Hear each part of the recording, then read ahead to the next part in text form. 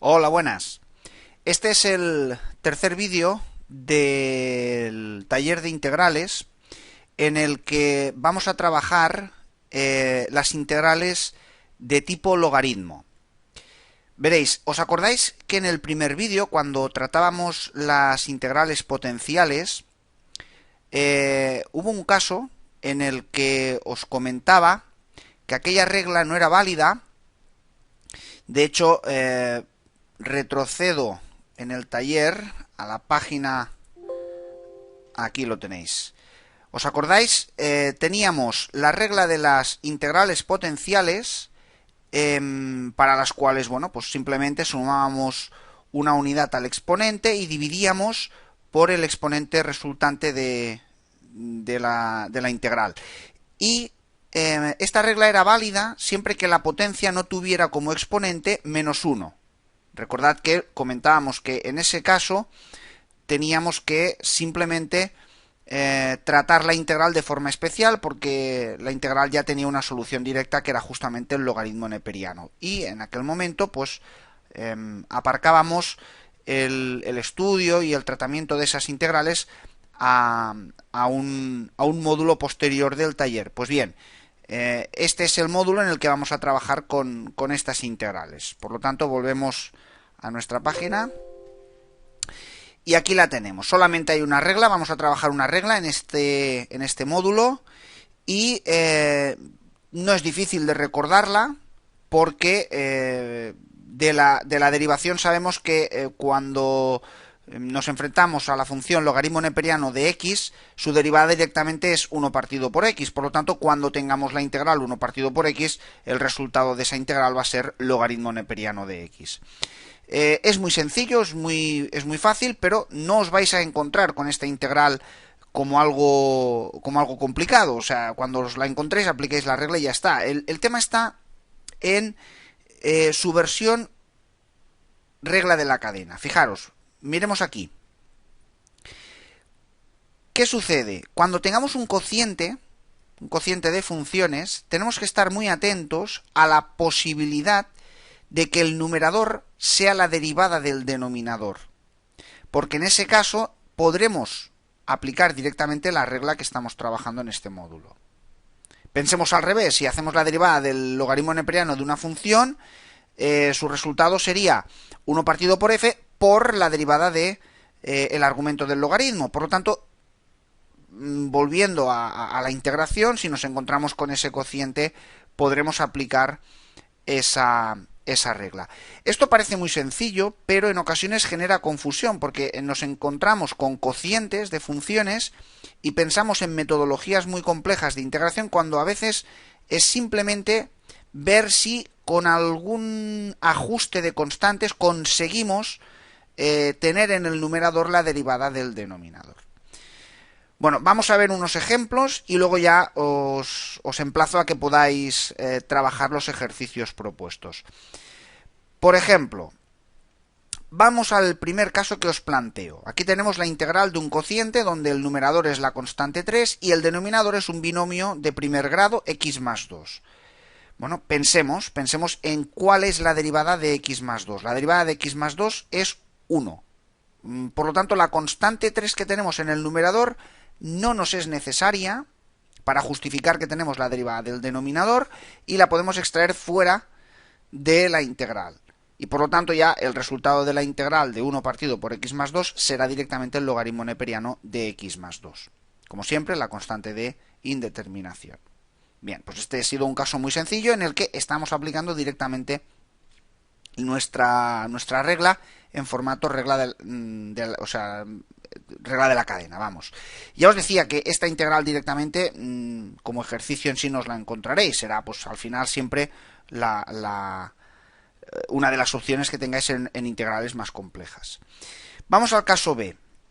De nuevo trabajaremos nuestra regla de este módulo, pero en versión regla de la cadena, es decir, nuestra integral logarítmica. Fijaros, aquí tenemos el cociente de seno de x entre 3 más coseno de x.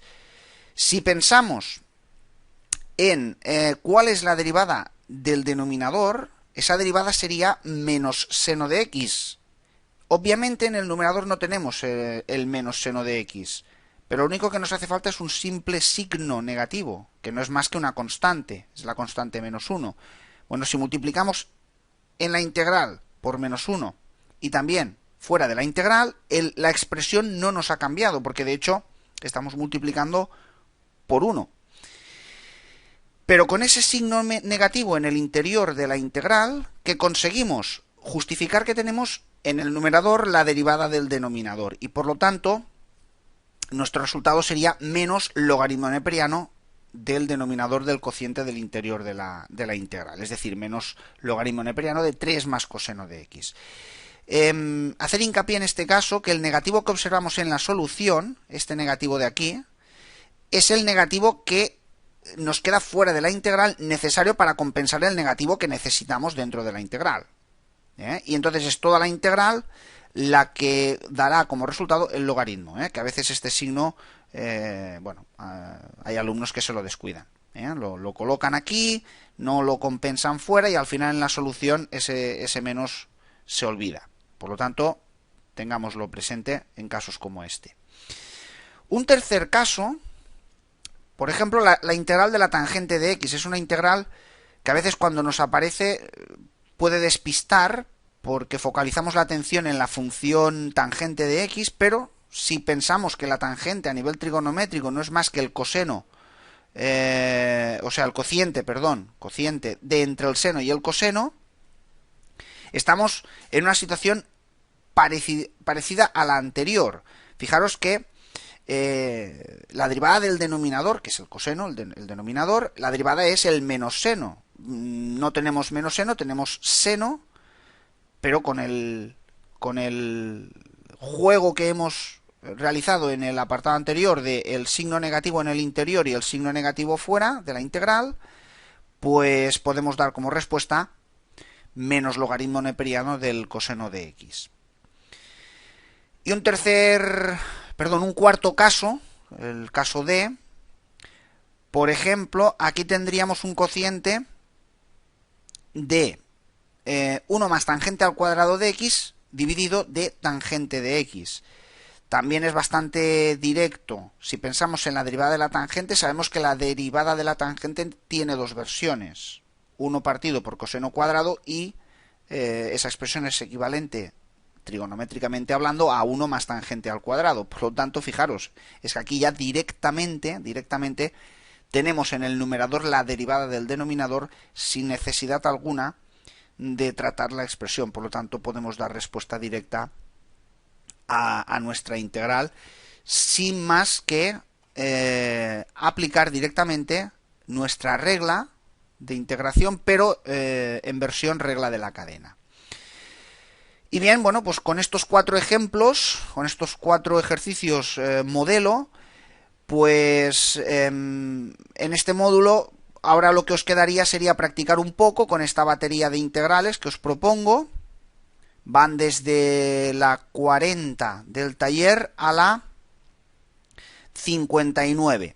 Es una colección que trata, en este caso, pues de integrales de tipo logarítmico, y como ya os digo, tenéis al final del ebook del taller 2 anexos. El anexo de soluciones para que podáis autocorregiros de forma directa, y si esa integral que estáis corrigiendo no os ha cuadrado, tenéis el anexo resoluciones donde tenéis el paso a paso de cada una de las integrales del taller, donde ahí podéis comprobar dónde os habéis descuadrado de la solución.